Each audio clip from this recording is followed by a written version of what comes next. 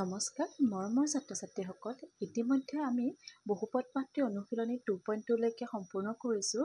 আজি আমি আৰম্ভ কৰিম অনুশীলনী 2.3।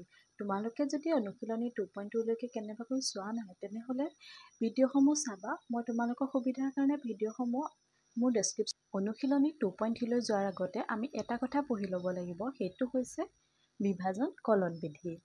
বিভাজন কলন বিধিৰ নামটো শুনি তোমালোকে ভয় নাখাবা, কিয়নো ই অতিকৈ সহজ আৰু ইয়াক আমি সৰুৰে পৰা পাই আহিছোঁ। চাওঁচোন হা, এই বিভাজন কলন বিধিটোনো কি? আমি হৰণ অংক কৰি আহিছোঁ নহয় জানো, আৰু সেই হৰণ অংকৰ লগতে এই বিভাজন কলন বিধিটো জড়িত। গতিকে আহাচোন আমি বিভাজন কলন বিধিটো কি এবাৰ চাই লওঁ। আমি সৰুৰে পৰা হৰণ অংক কৰি আহিছোঁ নহয় জানো, গতিকে প্ৰথমতে আমি এটা হৰণ অংক কৰি লওঁ। ধৰি লোৱা 13 আৰু ইয়াক আমি 2ৰে হৰণ কৰিম। কেইবাৰ যাব? 6বাৰ। আৰু কিমান হ'ব? 6 2 গুণ 12 আৰু আমাক বাকী কি থাকিব? 0 1 নহয় জানো। এতিয়া চোৱা, এই যে আমি হৰণ কৰিলোঁ 13টোক আমি কি বুলি কওঁ? ভাজ্য নহয় জানো। আৰু যিটো সংখ্যাই হৰণ কৰিলোঁ মানে 2টোক আমি কি বুলি কওঁ? ভাজক। আৰু যিটো সংখ্যা পালোঁ তাক আমি কি বুলি কওঁ? ভাগফল। আৰু যিটো সংখ্যা থাকি গ'ল তাক আমি কি বুলি কওঁ? ভাগশেষ। ভাগশেষ নাইবা বাকী। আৰু এইটো কথাকে আমি এনেদৰে পাই আহিছিলোঁ নহয় জানো। ভাজ্য সমান ভাজক পূৰণ ভাগফল যোগ ভাগশেষ। মানে এই ভাজক আৰু ভাগফল পূৰণ কৰি তাৰ লগত আমি ভাগশেষটো যদি যোগ কৰোঁ আমি ভাজ্যটোকে পাওঁ। এতিয়া চোৱা, 2ৰ লগত 6 পূৰণ কৰিলোঁ 12 হ'ল, 12ৰ লগত 1 যোগ কৰিলে আমি 13 পালোঁ, 13টোকে ভাজ্য। এইটো কথা আমি সৰুৰে পৰা পাই আহিছোঁ নহয় জানো। গতিকে বিভাজন কলন বিধিটো ইয়াৰ লগতে জড়িত। আমি এতিয়া যিটো সংখ্যাক হৰণ কৰোঁ তাক আমি কি বুলি কওঁ? ভাজ্য। যিটো সংখ্যাই হৰণ কৰোঁ তাক আমি কি বুলি ক'ম? ভাজক। যিটো ফল পাম তাক আমি কি বুলি ক'ম? ভাগফল। আৰু অৱশিষ্ট হিচাপে বাকী হিচাপে কি ৰখি যায়? ভাগশেষ নহয় জানো।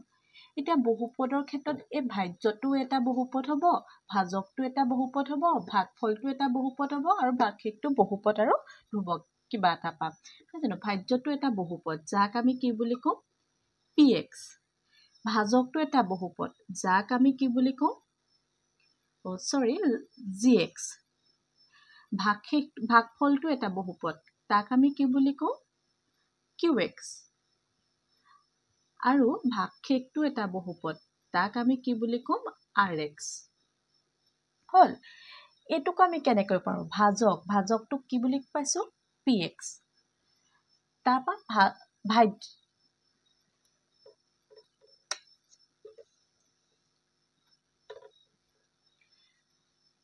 এতিয়া এইটো কি? ভাজ্য। আমি কি পাইছিলোঁ? ভাজ্য সমান মানে px সমান ভাজক পূৰণ ভাগফল। ইয়াত ভাজক কি? gx। ভাজক পূৰণ ভাগফল। ভাগফল কি? qx যোগ ভাগশেষ মানে যোগ rx।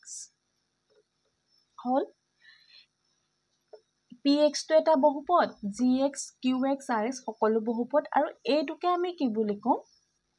বিভাজন কলন বিধি। আৰু ইয়াত কি হয়? gxটো কেতিয়াও 0 নহয়, কিয়? gxটো 0 হ'ব নোৱাৰে আৰু এইটোকে আমি কি বুলি কওঁ? বহুপদৰ ক্ষেত্ৰত বিভাজন কলন বিধি। তেনেই সহজ নহয় জানো। এতিয়া বিভাজন কলন বিধিটো আমি শব্দৰে কেনেকৈ ক'ম?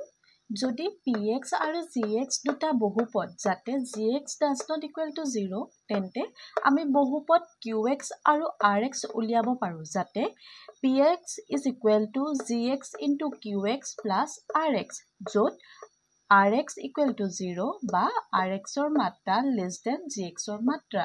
ধৰা rxটো কি হ'ব? আমাৰ ভাগশেষটো কেতিয়াবা কি পাম? আমি ভাগশেষটো আমি 0 পাব পাৰোঁ বা পাম নাইবা rxৰ মাত্ৰাটো gxৰ মাত্ৰাতকৈ সৰু পাম। বুজি পাইছে সকলোৱে? এতিয়া আমি অনুশীলনীলৈ যাওঁ হা। এতিয়া চোৱা, আমাক 1 নম্বৰ প্ৰশ্নটোত কি দি থৈছে? px আৰু gx দি থোৱা আছে আমাক কি কৈছে pxক gxৰে হৰণ কৰি ভাগফল আৰু ভাগশেষ উলিয়াব কৈছে আমি জানোৱে হৰণ কৰিলে আমি ভাগফল ভাগশেষ পামেই গতিকে ইয়াতো পাম আমি কৰি চাওঁ আৰু এনেকুৱা হৰণ তোমালোকে ক্লাছ 9ত পাই আহিছা মনত আছে নে বাৰু ইয়াত আমি pxৰ মানটো পাতিলো ইয়াত আমি gxৰ মানটো পাতিলো এতিয়া প্ৰথমতে আমি কি চাই লম ইয়াত পতাৰ আগতে এইকেইটা অধক্ৰমত আছে নে নাই এই বহুপদটো অধক্ৰমত আছে নাই এই বহুপদটো অধক্ৰমত আছে নাই যদি নাই তাক আমি অধক্ৰমলৈ নি লম মানে ডাঙৰ পৰা সৰুলৈ নি লম এই দুটাৰ ক্ষেত্ৰত ডাঙৰ পৰা সৰুলৈকে আছে গতিকে আমি এতিয়া হৰণটো কৰিব পাৰোঁ এতিয়া চোৱা প্ৰথম x স্কয়াৰে x কিউবক কৰিম ইয়াৰ প্ৰথম পদটোৰ লগত কৰিম ইয়াৰ প্ৰথম পদটোৱে x কিউবক x স্কয়াৰে হৰণ কৰিম কি হয় x কিউব মানে কি হৈ আছে আমাৰ x তিনটা পূৰণ হৈ আছে x স্কয়াৰ মানে x দুটা পূৰণ হৈ আছে গতিকে ইয়াৰ লগত কটাকটি কৰিলে কিমান থাকি যাব x গতিকে x স্কয়াৰে x কিউবক হৰণ কৰিলে কিমান থাকিব x এতিয়া x টোৱে এই পদ দুটা পূৰণ কৰিম x এ x স্কয়াৰ পূৰণ কৰিলে কি পাম x কিউব পাম এতিয়া x এ মাইনাস 2 পূৰণ কৰিলে কি পাম মাইনাস টুৱাইস x এতিয়া মাইনাস টুৱাইস x টো আমি ইয়াৰ তলত নাপাতো সদৃশ পদ মানে একেই পদ লাইক টাৰ্মৰ তলত পাতিম কি 5x টো একেই গতিকে কি পাতিম 5x ৰ তলত মাইনাস টুৱাইস x এতিয়া আমি বিয়োগ কৰিম বিয়োগ কৰিলে কি জানো এই তলৰ পদকেইটাত থকা চিহ্নটো সলনি হৈ যায় ইয়াত প্লাস আছে গতিকে ই মাইনাস হৈ যাব ই মাইনাস আছে ই প্লাস হৈ যাব এতিয়া প্লাস x কিউব আৰু মাইনাস x কিউব কি ঘটাকটি কৰিলে 0 থাকিব এতিয়া মাইনাস 3x স্কয়াৰটো একে ধৰণে নামি আহিব এতিয়া দুইটা প্লাস গতিকে প্লাস 5 + 2 7x আৰু মাইনাস 3 টো একে ধৰণে নামি আহিব এতিয়া আমি কি কৰিম x স্কয়াৰে মাইনাস 3x স্কয়াৰ হৰণ কৰিম মাইনাস 3x স্কয়াৰ x স্কয়াৰে হৰণ কৰিম x স্কয়াৰ কেনসেল হ'ল কিমান থাকিল মাইনাস 3 এতিয়া আগৰ ধৰণে এই 3 টোৱে এই গোটেই পদটো এই পদ দুটা পূৰণ কৰিম এতিয়া মাইনাস 3 এ যদি আমি x স্কয়াৰ পূৰণ কৰো কি হ'ব মাইনাস 3x স্কয়াৰ আকৌ মাইনাস 3 এ মাইনাস 2 যদি পূৰণ কৰো কি পাম মাইনাসে প্লাস 2 * 3 6 আৰু ই এইখিনিত পাতিব প্লাস 6 আৰু এতিয়া একে পদটো চেঞ্জ হৈ যাব তলত চিহ্নটো চেঞ্জ হৈ যাব ই প্লাস হৈ যাব আৰু ই মাইনাস হৈ যাব এটো 0 হৈ যাব কিমান থাকিব 7x - 9 এতিয়া আমি কি চাম এই পদটোৱে হৰণ যাবনে এই বহুপদটোক এই বহুপদটোৱে হৰণ যাবনে চোৱাচোন আমি কি পাই আহিছিলো যদি gx ৰ মাত্ৰাটো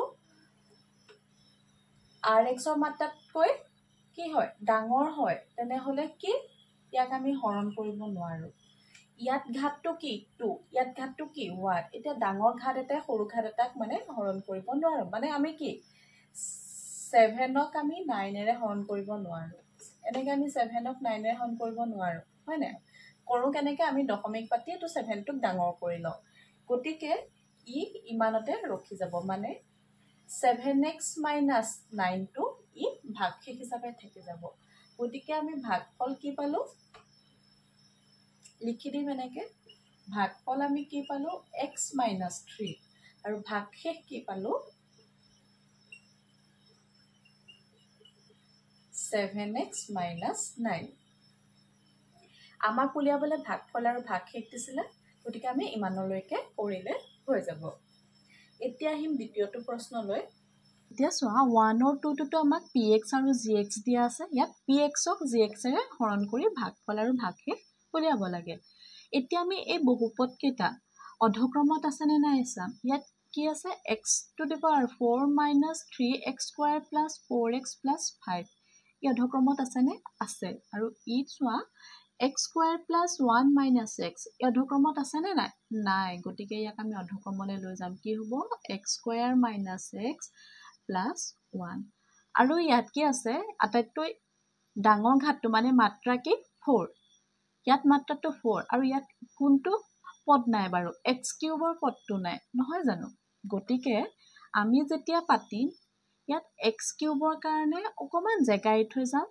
ই পাছত আমাক প্ৰয়োজন হ'ব মানে আমি ইয়াত হৰণ কৰোতে এই x কিউবটো ওলাবও পাৰে হেতু কাৰণে তাৰ কাৰণে অকমান জেগা এৰি থৈ যাও x to the power 4 minus 28x square plus 4x plus 5 কিহে হৰণ কৰিম x square minus x plus 1 গতিয়া চোৱা গুটে হৰণটো আগৰ হৈতে একে ধৰণে কৰিম প্ৰথমতে কি কৰিম এই x square ৰে x4 ক হৰণ কৰিম কেবাৰ যাব x square পাম এই x square এই বহুপদটো তিনিটা পদকে পূৰণ কৰিম x square পূৰণ কৰিলত কি পাম x to the power 4 এতিয়া x square ৰে -x ক পূৰণ কৰিলে কি পাম -x cube যেটো পদ ইয়াত নাছিলে কিন্তু ইয়াত পাইছো হেতু কাৰণে আমি ইয়াত অকমান জাগা এৰি থৈ গৈছো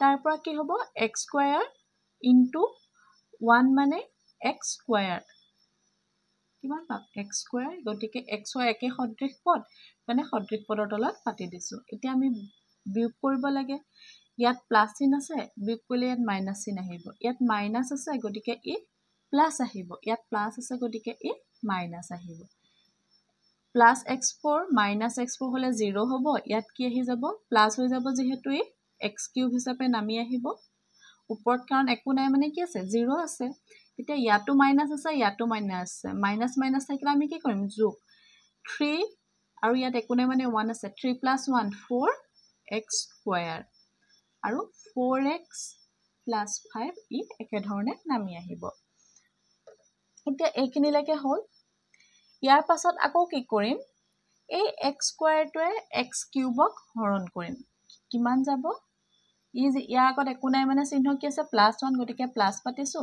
এবাৰ যাব x এবাৰ যাব এতিয়া x এ আকৌ এই গুটে বহুপদটো পূৰণ কৰিম কৰাচোন x এ x square পূৰণ কৰিলে কি পাম x কিউব আৰু x এ -x ক পূৰণ কৰিলে কিমান পাম -x square x এ 1 ক পূৰণ কৰিলে কিমান পাম +x হল